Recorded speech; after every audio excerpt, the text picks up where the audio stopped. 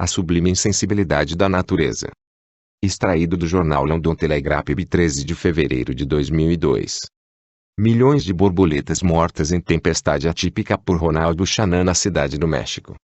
Cientistas relataram ontem a morte de centenas de milhões de borboletas monarcas causada por uma tempestade incomum de neve nas montanhas do México, onde elas passavam cada verão após uma jornada de mais de 3.000 milhas. Pesquisadores mexicanos e americanos estimam que cerca de 270 milhões de borboletas congeladas ficaram espalhadas pelo chão após a tempestade do mês passado que atingiu as florestas de pinheiros oeste da cidade do México. Nunca vi algo semelhante, afirmou Dr. Lincoln Brower, biólogo americano que vem acompanhando a migração desses insetos há 25 anos. O voo anual das monarcas, de regiões tão longínquas como o norte do Canadá, é considerado por estudiosos da vida selvagem uma das maiores migrações do mundo natural. Elas invadem as florestas em grandes nuvens alaranjadas todo o mês de novembro. Como a chegada das borboletas coincide como o Dia de Finados no México, os habitantes dos povoados acreditam que elas representam o espírito de seus antepassados. Uma das maiores ilusões do homem, escreveu Al Burlan no New York Times em 1960, e a de que conseguimos dominar o meio ambiente no planeta em que vivemos. O estudo das catástrofes, tanto as naturais quanto as provocadas pelo homem, irá elucidar esse ponto crucial. Todas as primeiras 35 catástrofes das 100 maiores catástrofes da história foram causadas pela natureza. A de número 36 sublinhado, a explosão da usina nuclear de Chernobyl, é a primeira provocada pelo homem a aparecer em nossa lista. Mais da metade das 100 piores catástrofes da história foram causadas pela mãe natureza.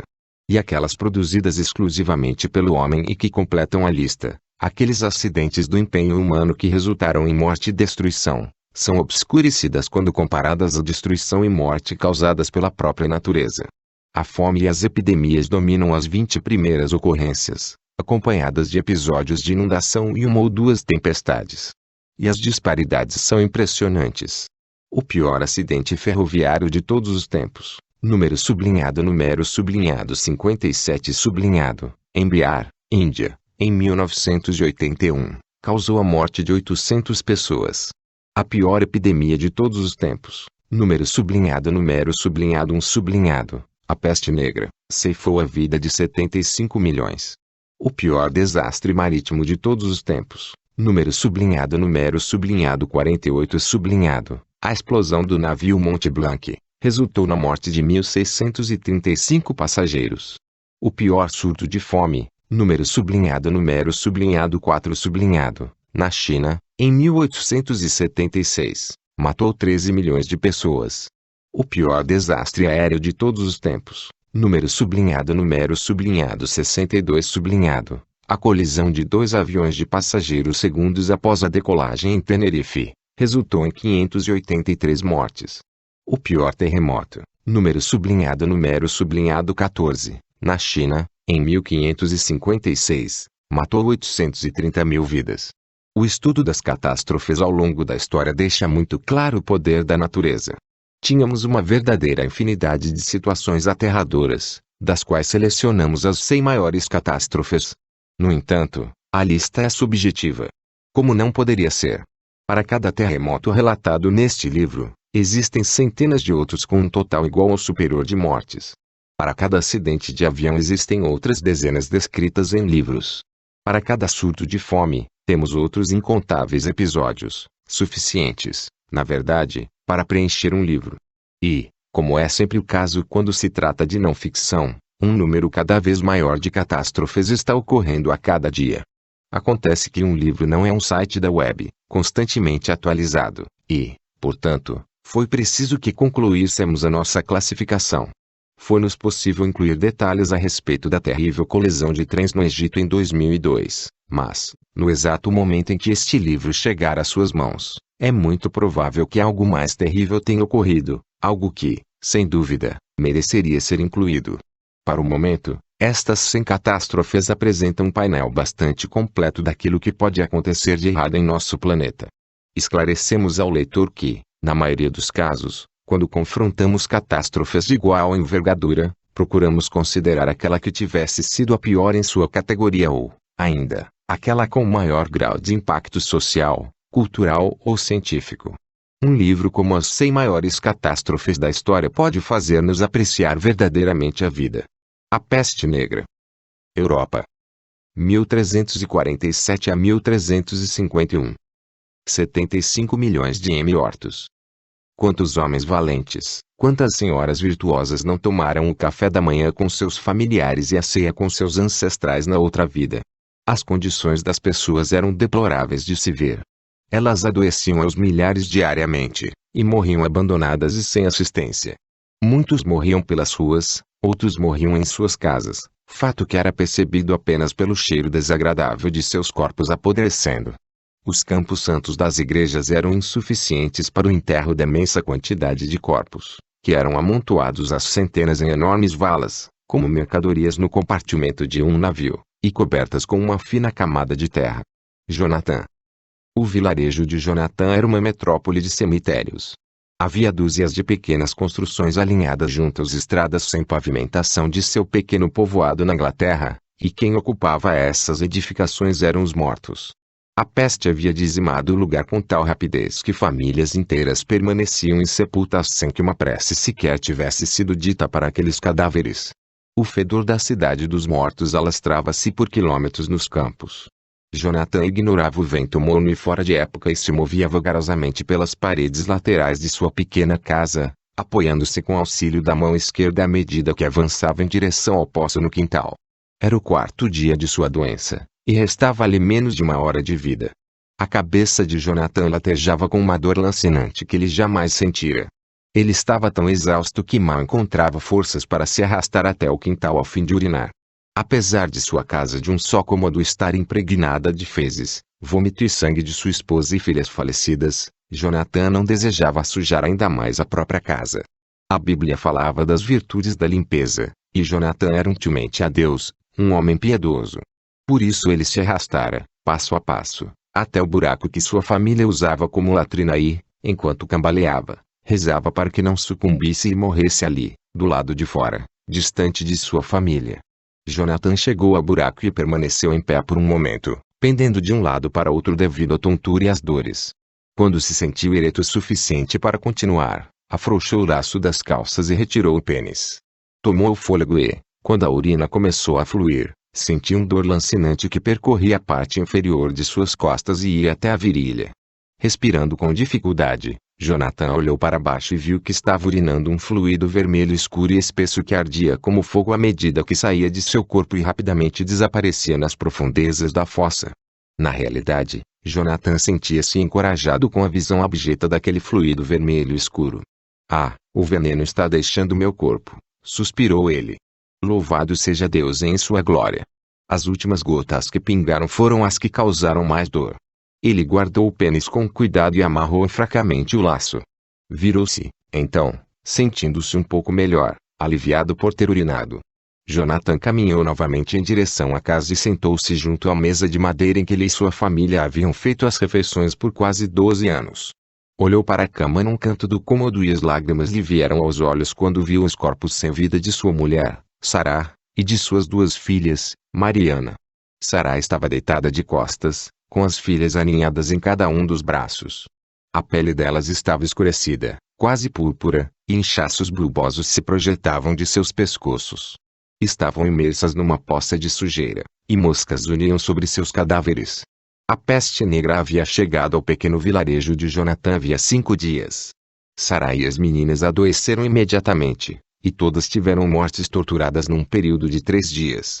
Jonatã sabia que sua hora estava chegando e silenciosamente rezou por uma morte rápida. Sabia que agora isso seria melhor do que uma morte em paz. Fechou os olhos e tentou diminuir o ritmo ofegante de sua respiração.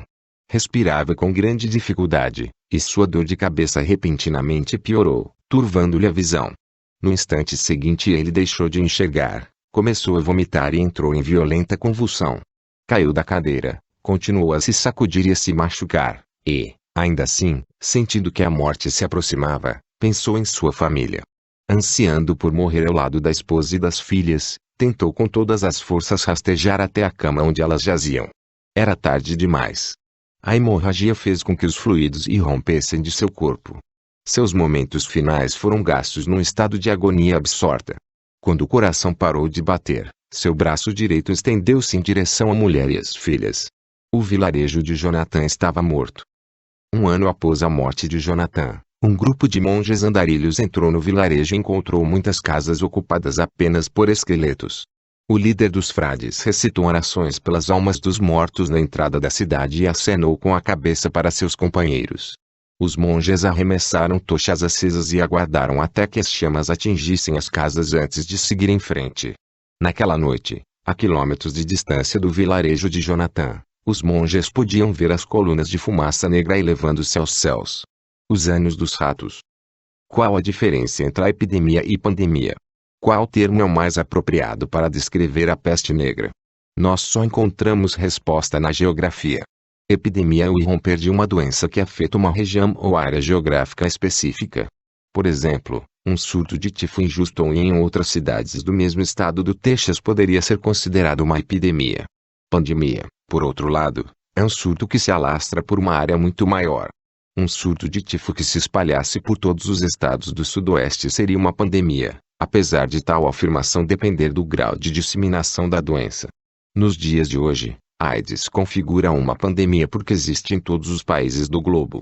Ver capítulo 3. A peste negra, que teve início em alguns países da Europa, foi considerada uma epidemia até se alastrar por uma área muito maior do continente europeu. Tornou-se, então, uma pandemia. A peste negra foi o pior desastre isolado a atingir a humanidade.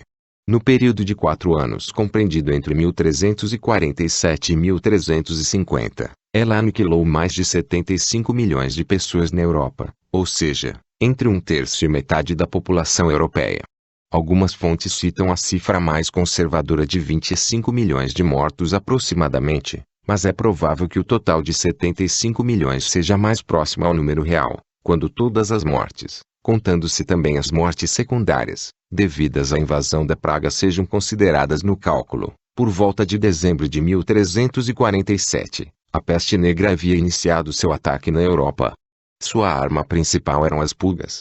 E o meio de transporte das pulgas, de região para região, de país para país, era o onipresente rato.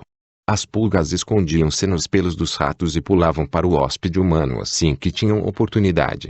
Portadoras da bactéria Yersinia pestis, causadoras de 3 tipos de praga que, combinadas, provocaram a devastação conhecida como peste negra. As 3 formas dessa praga, por ordem de gravidade, eram as pestes bubônica, pneumônica e septicêmica. As 3 atacavam o sistema linfático, causando aumento das glândulas, febres elevadas, dores de cabeça, vômitos e fortes dores nas articulações. A peste pneumônica também causava acessos de tosse, seguidos de expectoração de escarro e sangue. A peste septicêmica fazia com que a pele adquirisse uma coloração púrpura à medida que todos os órgãos do corpo entravam em hemorragia. A morte ocorria rapidamente em todos os casos, e a taxa de mortalidade variava de 30% a 75% para a peste bubônica, de 90% a 95% para a pneumônica e era de 100% para a septicêmica. A peste negra foi, e ainda é responsável por uma das mais horríveis de todas as mortes. O forasteiro mortal.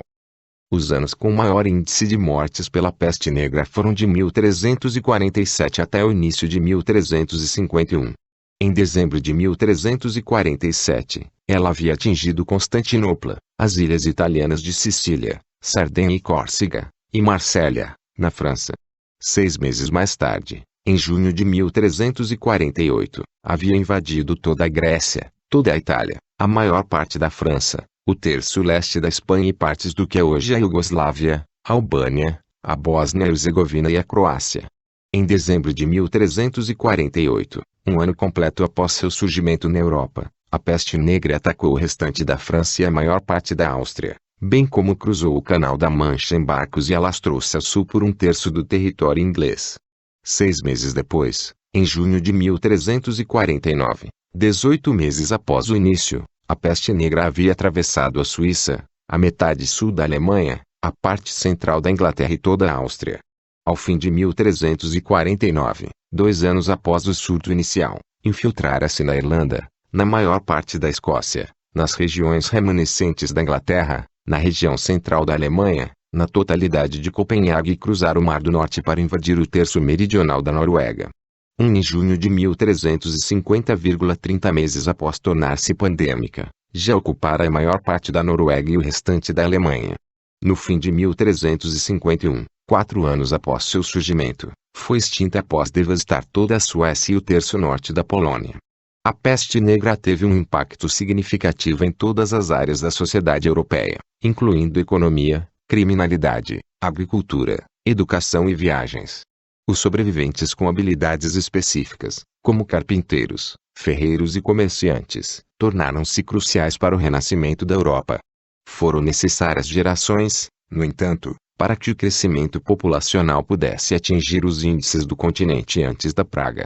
A derrota da peste negra deveu-se, em grande parte, ao desenvolvimento do saneamento, que diminuiu a capacidade de sobrevivência das pulgas portadoras da praga.